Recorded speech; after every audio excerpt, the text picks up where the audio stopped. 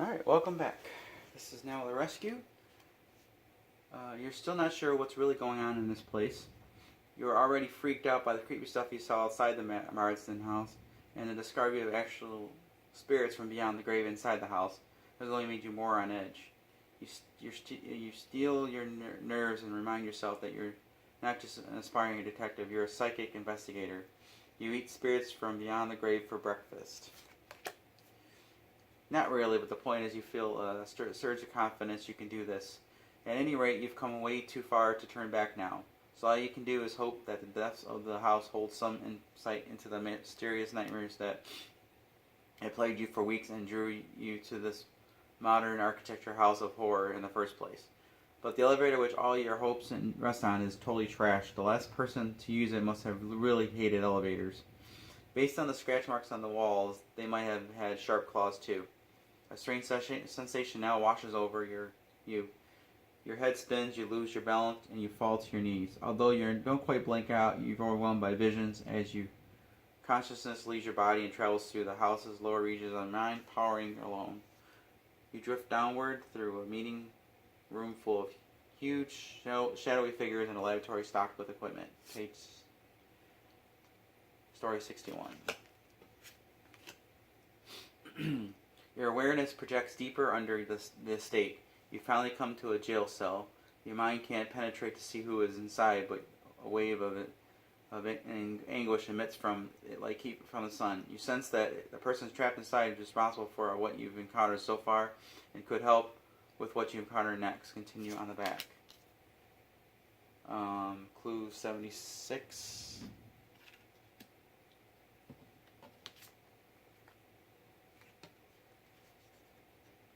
Okay, so I gotta get these cards out of the way. Hold on.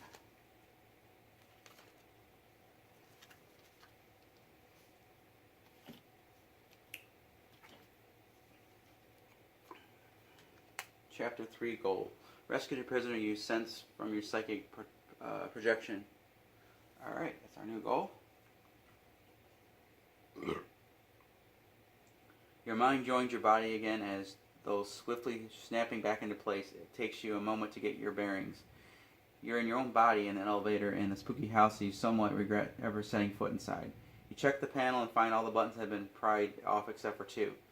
They might be for the only active basement levels. Of course, it's also possible that just the floors of whoever wrecked this elevator wants to lure you to. With a whoosh, the elevator doors open.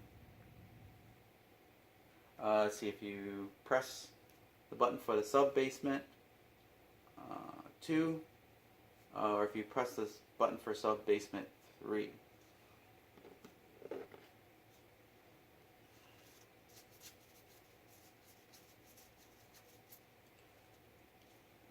see.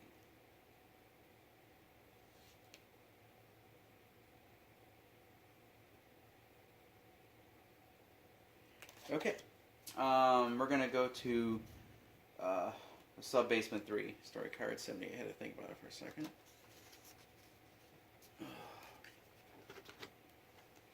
It was like, I know either one is going to be bad. So, the elevator drops with a jerk and continues to Sub-Basement 3. The door opens up into a room with tables, holding funnels, glass beakers, test tubes, thermometers, and safety goggles. It looks like a chemistry lab.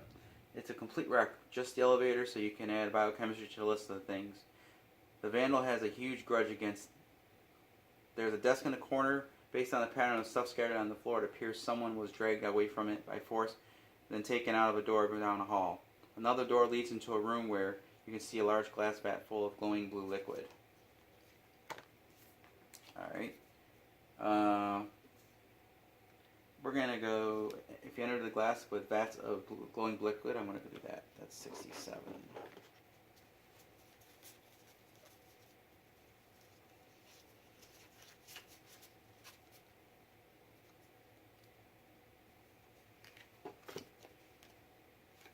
Okay. You see rows and rows of glowing blue vats, all filled with chimpanzees in various stages of development. The largest one is big as adult humans. Someone is bending the laws of nature to unethical extremes down here. The vats are plugged into the utility box on the wall. On top is a glowing cap with 3 crystals. It might be some kind of power source. Something about the crystalline cap calls to you. It feels important. From the utility box, cords and wires run into the adjoining room. There's a propped open door. There is also a conveyor belt that leads to an opening in the far wall. The belt is moving slowly and the motion is mildly hypnotic. We're going to see, optional challenge. Pry the crystalline cap loose. Alright. We're going to do that. We only need a 3 or better. Sweet.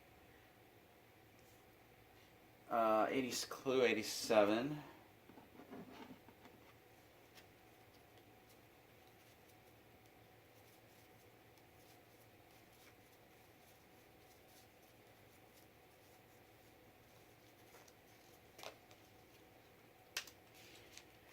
Alrighty. Clue 87. You pry the crystalline cap from the utility box. Even unplugged it keeps glowing. The object gives you a shiver. Your psychic senses tell you this is an important item. Keep this item and move 3 spaces on the psychic scale. Cool, we're level 19, or 19 on a psychic scale, almost level 5. Keep this, and then finish story card 67. Okay. If you follow the cords to the door, yeah, we're going to follow the cords to the door. I think.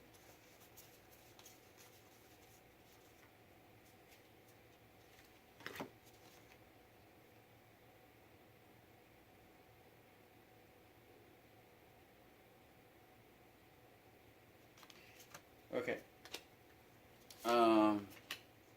This room is filled with generators of every shape and size, and they all look extremely unsafe. In fact, one of the larger one has a huge crack in its casing, but it's still running with irregular bursts of electricity, arcing from it to every nearby surface. You'd rather not get too close to it, but you'll have to if you want to investigate the door to a wall on the other side. The only exit isn't a door at all, but a massive hole in the wall that leads into total darkness. As you feel around the dark for a light switch, you discover that the passage isn't too much of a hallway as a tunnel, with rough walls that have been dug out of rock and soil. So if you want to get past the cracked generator to search the vault, you can go to story card 68, or if we take the tunnel into darkness. And we'll come back.